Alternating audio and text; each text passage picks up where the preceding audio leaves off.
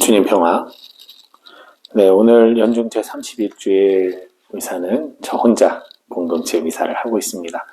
우리 형제들은 지금 오늘 설매성지에서 청년의 날인가? 라는 행사가 있어요. 교구 행사. 예, 봉사하러 기도 마치고 먼저 지금 나가 있고요. 저 혼자 여러분들과 또 이 지향하신 모든 분들 위해서 공동체 미사를 지금 봉헌하고 있습니다. 오늘은 다소 무거운 주제를 하나 나눌까 합니다. 어떤 거냐면요. 왜 내 기도를 들어주지 않으실까? 내가 회개를 했고, 내가 뉘우쳤고, 내가 이제 열심히 살고 있는데 왜 하느님은 회복시켜주지 않으실까? 왜 우리 가정에 우환이 계속 깃들고, 왜 내 자식은 냉담이 돌아오지 않고, 왜 내 딸은 임신하지 못하고, 왜 내 남편은 여전히 술 마시고 나를 때리고, 왜 우리 집안에 여러 가지 어려운 일들이 벌어질까? 나는 회개를 했는데 라는 의문이요. 정말 많은 경우에 성당에서 고해성사를 보거나 상담을 할 때 이런 류의 이야기를 많이 듣습니다. 저도 예전에는 그것을 들으면서 많이 안타까웠어요. 다 떠나서 아무리 하나님이 공평하셔도 내가 20년 동안 어리석게 살았다고 회개를 20년 동안 하게 하시나? 내가 한번 큰 잘못을 저질렀다고 그것에 대한 고통과 벌을 이렇게 오래 주셔야 되나? 이런 식의 생각을 저도 하고 살았었어요. 근데 이제 성경 말씀을 끊임없이 접하고 또 저의 개인적 체험들 안에서 비슷한 그런 체험들을 하면서 왜 그럴까라는 질문을 끊임없이 던져보다 보니까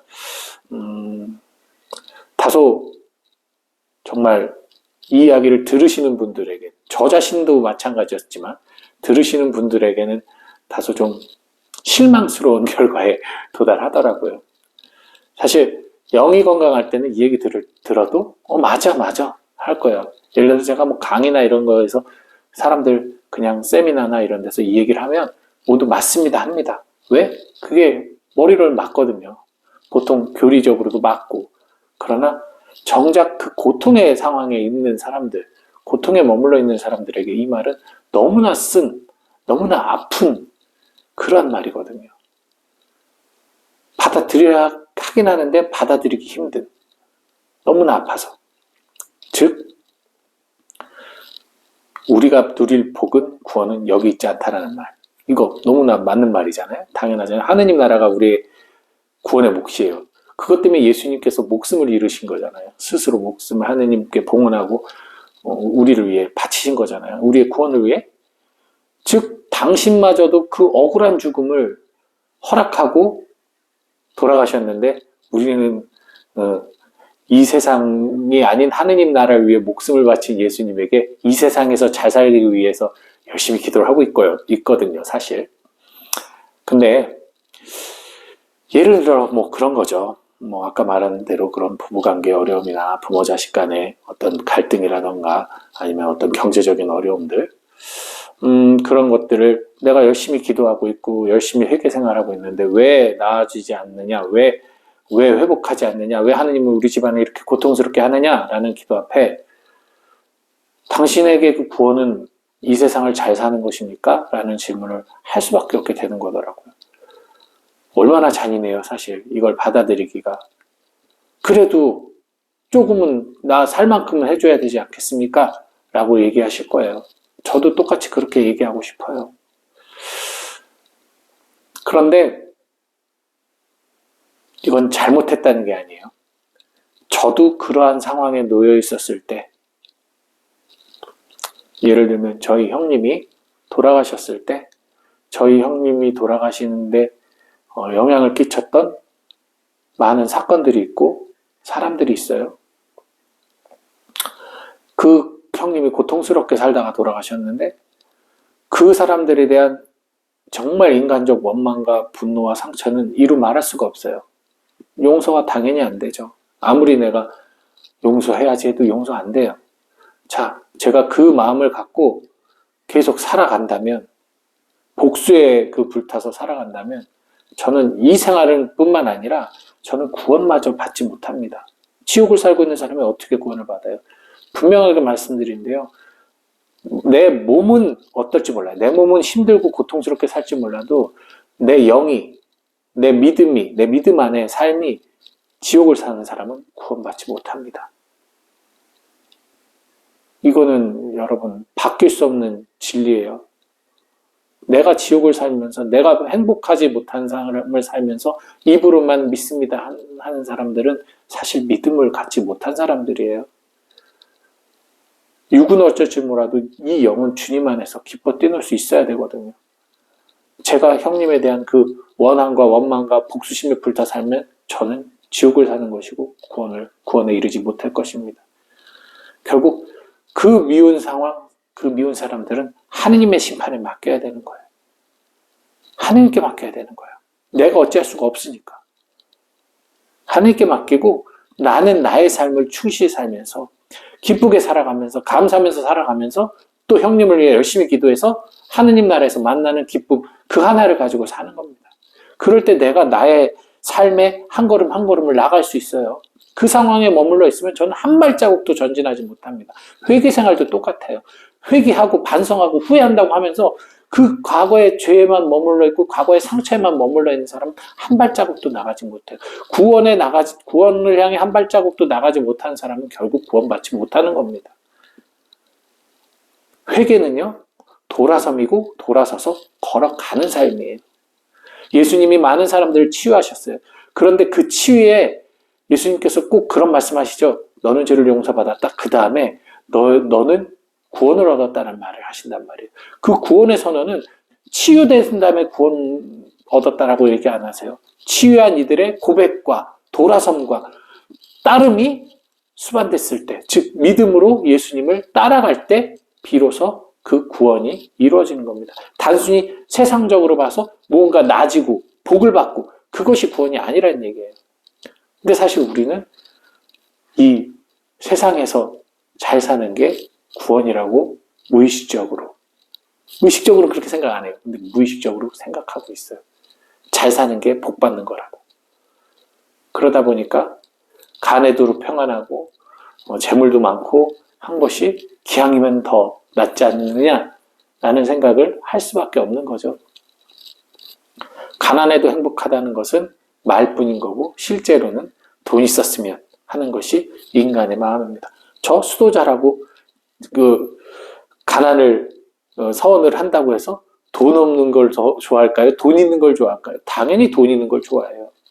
왜? 그걸 가지고 많은 걸 할 수 있으니까. 하지만 그것이 구원에 이르는 필요 조건은 아니거든요. 그래서 좀 다소 아픈 얘기예요. 디테일하게 들어가면 강의를 해야 되기 때문에 지금 미사 중이고 강론이라 그 얘기까지는 나중에 강의로 이야기할 시간이 있다면 부부관계나 부모-자식 관계나 여러 가지 어떤 사업이라든가 이런 것에서 어려움 겪는 이들의 이야기, 그래서 그들이 그 고통받는 것 안에서 무엇을 놓치고 있나에 대한 이야기를 해드리겠습니다만 지금은 짧게만 설명드리자면 과연 내가 그 고통 안에서 놓지 못하고 있는 것이 무언가를 생각해 보시면 좋을 것 같아요. 무엇을 놓지 못하고 있나? 내가 나름 회개 열심히 하고 나름 기도 열심히 하고 나름 회복하려고 노력을 했지만 이것만큼은 내가 놓지 못하고 있는 것들이 있어요. 저도 그랬어요. 그런 것들이 있다 보니까 마지막에 가서는 해소가 안 되는 거예요. 근데 사실 그것을 주님께 드릴 수 있는 마음이 돼야 되거든요. 아까 예컨대 용서를 도저히 할 수 없는데 그걸 놓을 수가 없는 거예요. 제가. 그거를 놓는 순간 형에게 미안하고 내 자신이 초라해질 것 같고 내 자신이 되게 비겁해질 것 같은 두려움이 있었어요. 근데 아니더라고요. 그것은 그저 저의 생각일 뿐이에요. 그 누구도 그걸 갖고 비난하거나 비방하지 않는데 저 혼자 제 자신을 그렇게 비난하는 거예요. 그것이 형님에 대한 배신이라고 생각하고 그것이 형님에 대한 내가 불성실, 형님을 사랑하지 못하는 모습이라고 생각했기 때문에 네, 아니죠.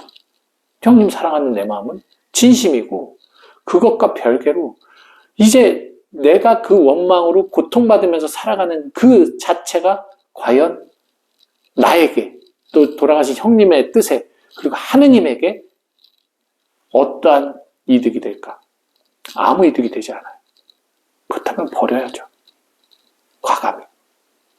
주님께 맡기는 거죠. 내가 할 수 없는 거니까.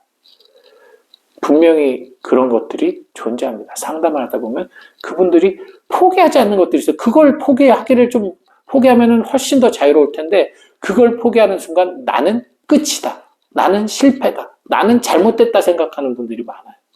아니거든요.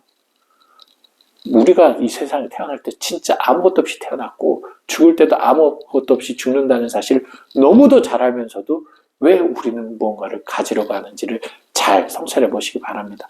오늘 복음에 나오는 자케오는 회개할 준비가 돼 있던 사람이에요. 그렇기 때문에 그가 그렇게 한 번에 전혀 다른 사람으로 변할 수가 있었던 거예요. 사실 그런 회개할 수 있는 준비가 돼 있으나 그는 세관장이라는 직업으로 또 사람들에게 조롱받고 멸시받았죠. 그 당시 그 사람들이 세금을 가지고 가난한이들을 착취했기 때문에 스스로 자신을 죄인이라 여기면서 그의 작은 키만큼 자존감이 낮았어요.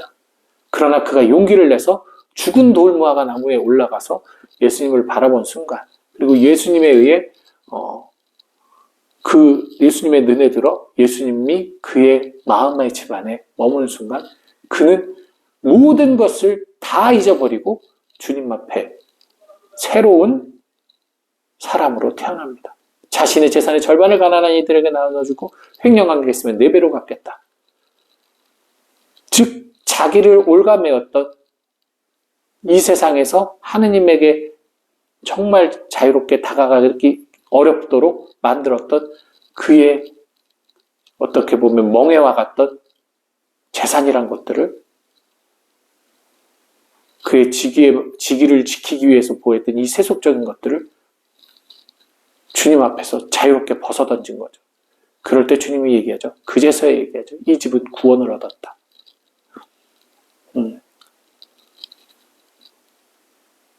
아마 예수님을 만나기 전까지는 비록 뭔가 답답하고 괴롭고 힘들지만 그가 갖고 있는 모든 것들을 절대 놓지 못했을 겁니다. 왜? 그것만이 자신을 지킬 수 있는 유일한 것이라고 생각했겠죠. 그거마저 없으면 그 작은 키에 그 못난 자신이 사람들 앞에 떳떳할 수가 없으니까요. 하지만 주님을 만난 순간 자기의 작은 키도 자기의 부족함도 모자람도 사람들의 멸시나 조롱도 다 상관없었어요. 자신을 지킬 것만 같던 그 모든 것을 내어버립니다. 그리고 구원을 얻어요. 이게 구원의 진리고 핵심이에요. 힘들어요. 이렇게 살기. 우리 다 힘든 거예요, 이거는. 하지만 어떡합니까? 우리가 주님을 알았고, 주님을 믿고 있고, 우리의 믿음의 결론은 하느님 나라, 구원이기 때문에 살아갈 수밖에 없어요. 지금은 다소 억울하고, 지금은 다소 분하고, 지금은 다소 괴로울지 몰라도, 이 괴로움은 반드시 영광으로, 월계관으로, 승리의 월계관으로, 그리고 영원한 행복으로 이어지리라는 거 확신합시다. 믿으세요. 이 믿음이 저와 여러분을 살릴 것입니다. 주님 평안.